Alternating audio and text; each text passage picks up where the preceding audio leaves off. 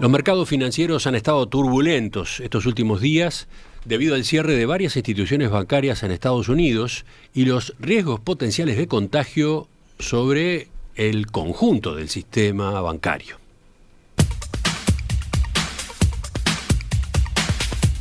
El viernes pasado, los reguladores de Estados Unidos dispusieron el cierre del Silicon Valley Bank tras identificar una inadecuada liquidez e insolvencia en esa institución. Sobre el fin de semana también se dispuso la intervención del Signature Bank. El regulador nombró a la Corporación Federal de Seguro de Depósitos como depositaria de los fondos. ¿Qué hay detrás del cierre de estos bancos? ¿Existen riesgos sistémicos sobre el resto del sistema financiero? Vamos a entrar por primera vez en este tema. Lo hacemos con Matías Consolandich, de Exante. Matías, ¿qué tal? Buen día, ¿cómo estás? Buen día, muy bien. ¿Ustedes? Muy bien. Matías, a ver, si te parece, empecemos por comentar qué fue lo que ocurrió en el Silicon Valley Bank y por qué se dio la corrida bancaria que vimos la semana pasada. Bien. Este era un banco de California que se especializaba en clientes del sector tecnológico y que financiaba numerosas startups de Estados Unidos. Las dudas sobre la solvencia del banco aparecieron cuando tuvo que reconocer pérdidas importantes de unos 1.800 millones de dólares, por lo que fue la venta de parte de su cartera de inversiones para hacer frente al retiro de depósitos. Eso ocurrió producto del descalce que tenía el banco en la estructura de su balance. El banco tenía la mitad de sus activos invertidos en bonos americanos de largo plazo y en fondos de créditos hipotecarios. Cuando las tasas de interés subieron en el último año y medio, el valor de esos bonos cayó y eso empezó a generar dudas sobre la propia solvencia de la institución, lo que propició la corrida bancaria que vimos.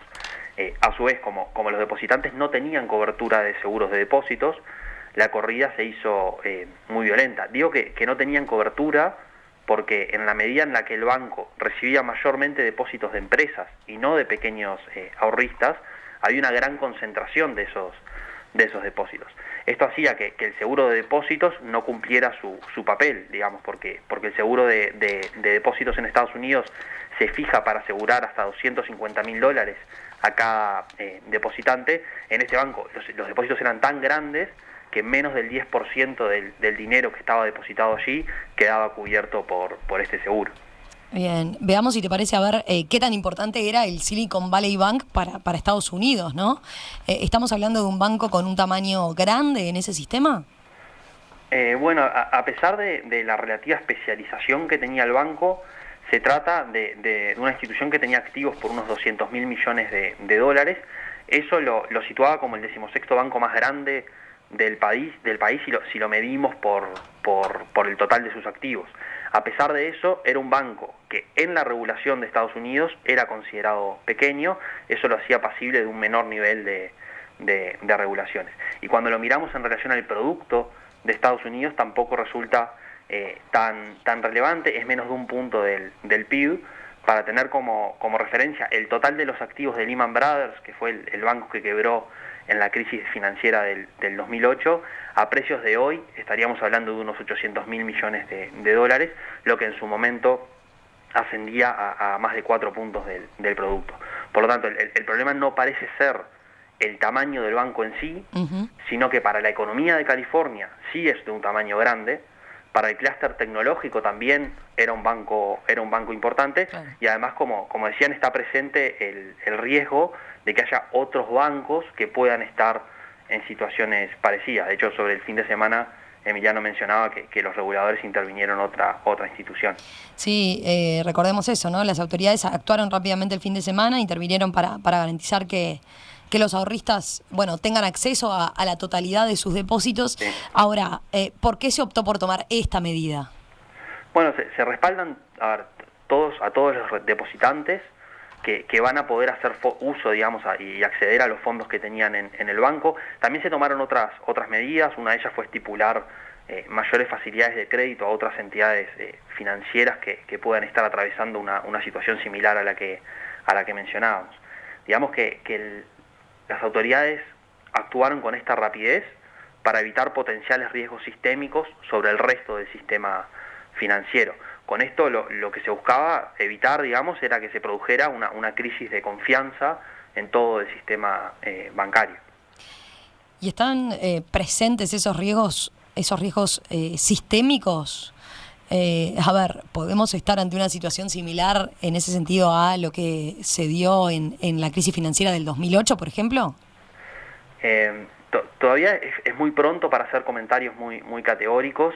Probablemente no estemos ante un riesgo sistémico, en parte por lo que fue la propia respuesta de las autoridades estos días, pero tenemos que estar muy atentos, ¿no? Porque, como decía antes, puede haber otras instituciones que tengan dificultades similares a las que venimos comentando. Las caídas en los valores de las acciones de otros bancos regionales en Estados Unidos que vimos en estos días fueron bien importantes. También las repercusiones fuera de Estados Unidos fueron grandes. Hoy las acciones del banco suizo Credit Suisse caían cerca de 25%, arrastraba descensos importantes en otras bolsas europeas. Todo esto está denotando cierto nerviosismo en los mercados por temores de contagio. Lo que sí estamos viendo hoy con mayor claridad es que los mercados empezaron a pensar que a lo mejor la Reserva Federal no sube tanto las tasas de interés como esperaban hace algunos días. Digamos que la incertidumbre respecto a los potenciales derrames del cierre de estos bancos sobre el resto del sistema financiero, junto con el riesgo de que haya otras entidades expuestas al mismo riesgo de tasas de interés que esas instituciones, podría condicionar las decisiones de política monetaria de la Reserva Federal. Eso sí lo estamos viendo con un poco más de claridad. Uh-huh. Matías, a ver, cuando hay episodios como este siempre se generan discusiones, ¿no? De si corresponde o no rescatar a los bancos e inversionistas con fondos públicos. ¿Cómo ven esa discusión ustedes en Exante? Sí, siempre, en general siempre se generan este tipo de discusiones de que se usen fondos públicos para rescatar bancos o para rescatar a inversionistas, pero a veces los riesgos sistémicos de no hacerlo y los costos para la actividad económica pueden ser bien importantes. En muchos casos terminan siendo un riesgo que los responsables de tomar estas decisiones optan por no correr.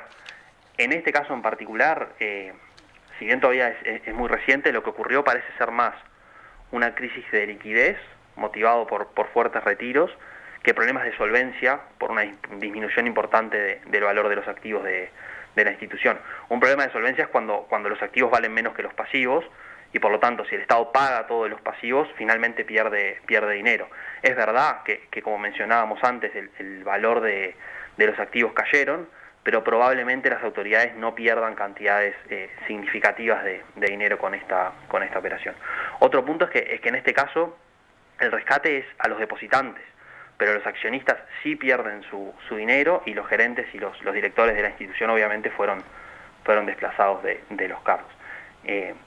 Al final, Romina, este es un tema de discusión donde los que critican este tipo de intervenciones hacen señalamientos éticos del tipo de que se socializan las pérdidas con fondos públicos, pero uh-huh, que las ganancias son privadas. Esa es una crítica posible. Otra crítica más técnica tiene que ver con que cuando aparecen estos rescates se diluyen los incentivos que tienen los agentes para evaluar cuidadosamente dónde invierten su dinero. Uh-huh. Y eso es lo que nosotros llamamos el riesgo moral. Y es cierto que se diluyen esos incentivos.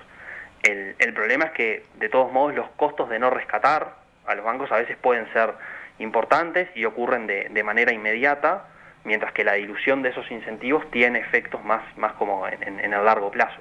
Por lo que al final es bastante frecuente que se rescaten las instituciones y luego se actúe modificando las regulaciones que fueron débiles y que permitieron llegar a estas circunstancias. Ayer la Reserva Federal anunció que va a ir por ese camino, va a estar modificando estas regulaciones. Matías, gracias por este primer abordaje, por lo menos de lo que significó el cierre del Silicon Valley Bank en Estados Unidos y las posibilidades o no de estar ante un riesgo sistémico. Claramente vamos a estar atentos entonces a lo que pase en las próximas horas y en los próximos días a raíz de esta noticia. Volvemos a conversar con ustedes en cualquier momento. Un abrazo. Gracias a ustedes.